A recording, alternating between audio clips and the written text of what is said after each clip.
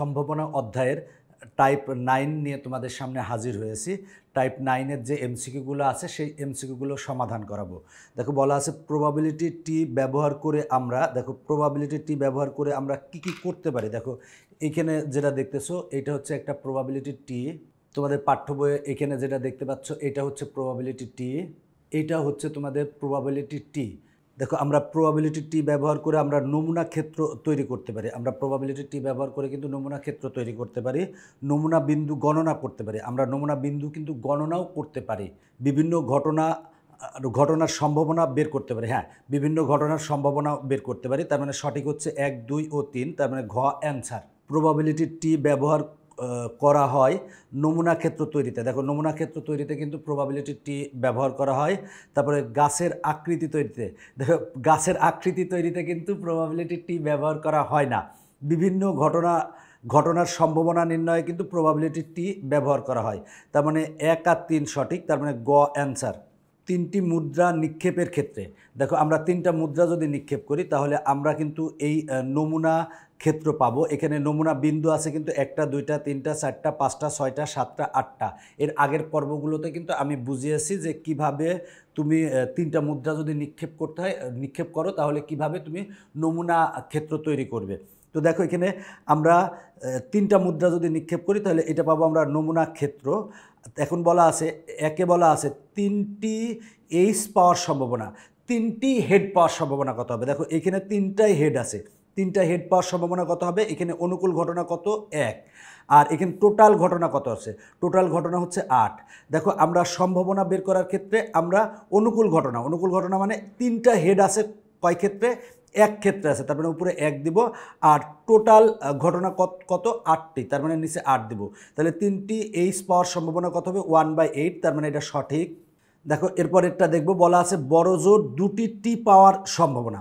বড়জোর 2টি টি পাওয়ার সম্ভাবনা মানে কি, 2টা টি আমরা নিব, একটা টি হলেও নিব, আবার যদি কোনোটা টি না থাকে সেটাও নিব। এখন বললাম আমি তোমাকে বড়জোর 2বার বকা দিব। বড়জোর 2বার মানে কি, 2বার বকা দিতে পারি, 1বার বকা দিব, আবার নাও দিতে পারি। তার মানে এক্ষেত্রে কিন্তু আমরা সবগুলা মানে বড় জোর বললে আমরা ওই পর্যন্ত নিব, তার নিচে যেগুলো আছে সেগুলো নিব, আবার শূন্যও নিব। তার মানে এখন দেখো বড় জোর 2টি টি পাওয়ার সম্ভাবনা। তাহলে দেখো আমরা আগে বড় জোর 2টি টি পাওয়ার সম্ভাবনা দেখব। তার মানে 2টা টি আছে কোন কোন ক্ষেত্রে, দেখো এই ক্ষেত্রে 2টা টি আছে, এই ক্ষেত্রে 2টা টি আছে, এই ক্ষেত্রে 2টা টি আছে। তাহলে 2টা টি নিলাম, এবার একটা টিও কিন্তু নিব। তাহলে এই ক্ষেত্রে একটা টি আছে, এটা নিব, এই ক্ষেত্রে একটা টি আছে নিব, এই ক্ষেত্রে একটা টি আছে নিব।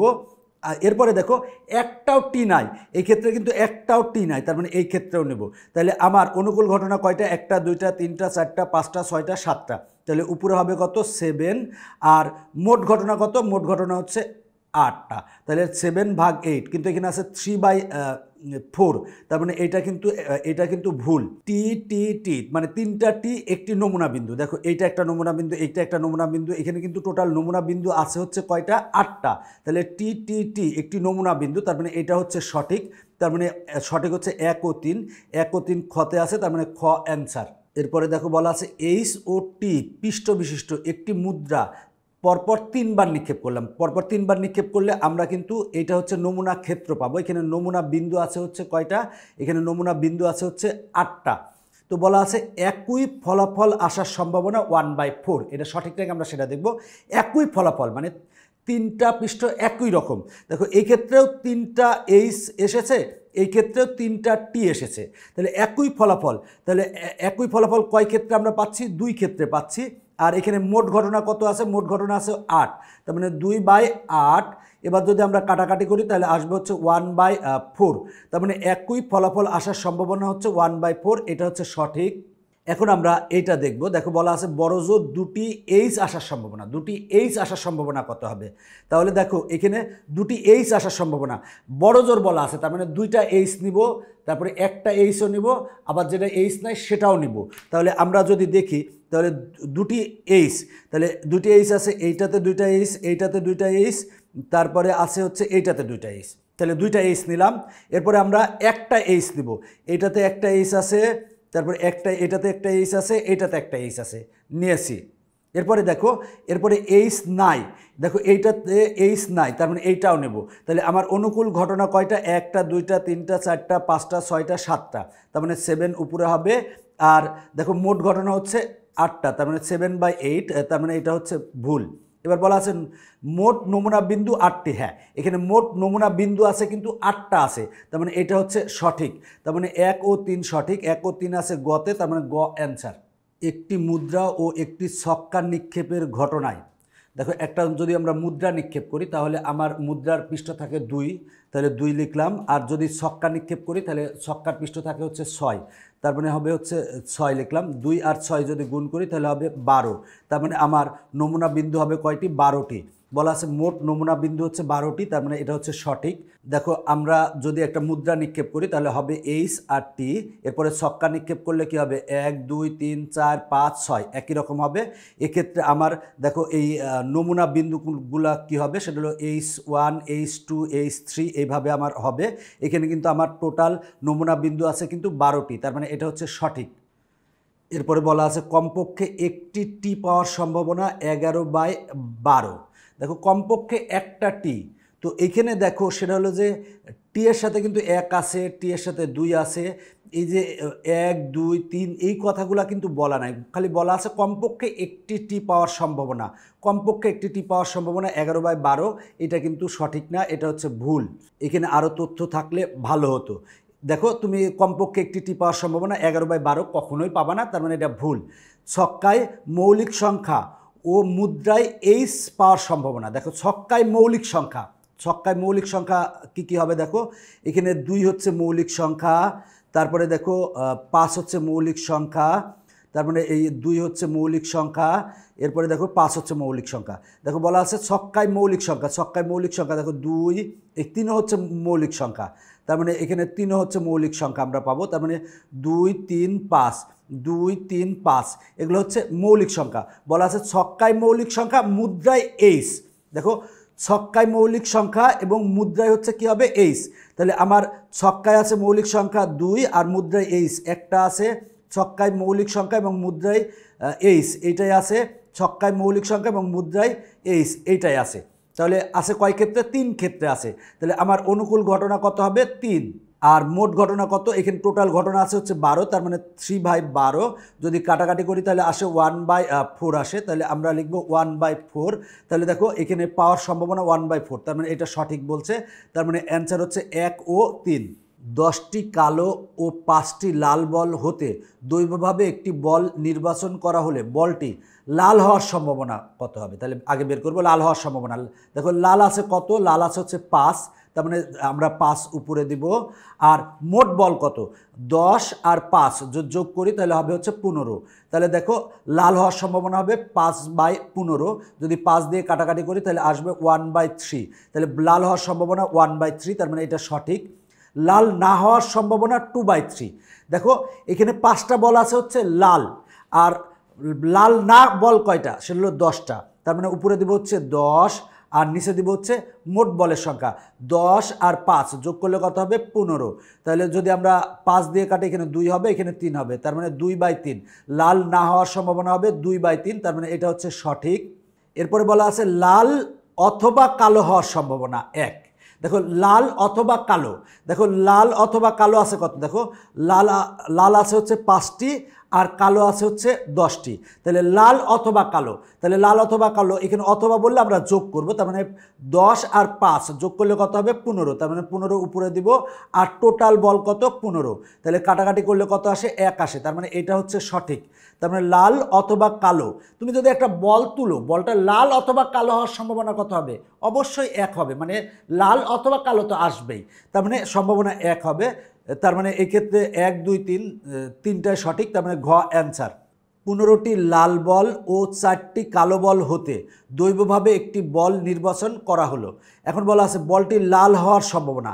দেখো লাল বল আছে কয়টা? 15টা, তাহলে আমরা উপরে দিব 15 ভাগ হচ্ছে মোট বল, 15 আর 4 যোগ করলে কত হবে? 19, তার মানে 15 ভাগ 19, তার মানে বলটি লাল হওয়ার সম্ভাবনা হবে 15/19, তার মানে এটা সঠিক। বলটি কালো হওয়ার সম্ভাবনা, তাহলে কালো হওয়ার সম্ভাবনা, কালো বল আছে কয়টা? 4টা, তাহলে 4 উপরে দিব। আর দেখো নিচে দিব হচ্ছে মোট বলের সংখ্যা, তাহলে 15 আর 4 যোগ করলে কত হবে? 19, তার মানে 4/19, কিন্তু এখানে আছে 11/19, তার মানে এটা হচ্ছে ভুল।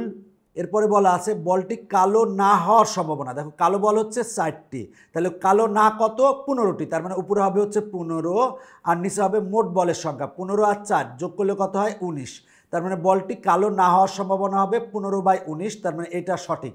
তার মানে 1 আর 3 সঠিক, 1 আর 3 খতে আছে, তার মানে অ্যান্সার খ।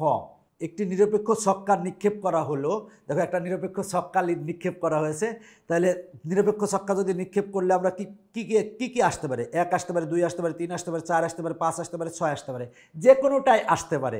তাহলে এখন বলা আছে 3 আসার সম্ভাবনা, দেখো তো 3 আছে কয়টা? আছে হচ্ছে একটা, তার মানে আমার অনুকূল ঘটনা হচ্ছে একটা, তার মানে উপরে দিব হচ্ছে 1, আর এখানে মোট ঘটনা কত? মোট ঘটনা হচ্ছে 6টা, তার মানে নিচে দিব হচ্ছে 6, তার মানে 3 আসার সম্ভাবনা হবে 1/6, তার মানে 1/6 এটা হচ্ছে সঠিক। জোড় সংখ্যা আসার সম্ভাবনা 1/2।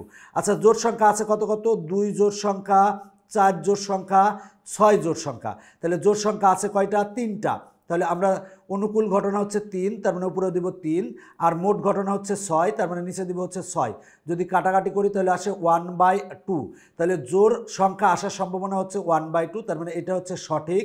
5-এর কম সংখ্যা আসার সম্ভাবনা, তার মানে 5-এর কম, দেখো 5-এর কম কত কত আছে? 1 2 3 4, তার মানে 5-এর কম আছে কিন্তু 4টা, 5-এর কম আছে হচ্ছে 4টা, তার মানে উপরে হবে 4, আর মোট ঘটনা কয়টা? মোট ঘটনা হচ্ছে 6টা, তার মানে 4/6, যদি আমরা 2 দিয়ে কাটি তাহলে হবে 2/3, এখানে 2/3ই বলা আছে, তার মানে এটাও সঠিক, তার মানে 3টাই সঠিক, তার মানে অ্যান্সার হচ্ছে ঘ।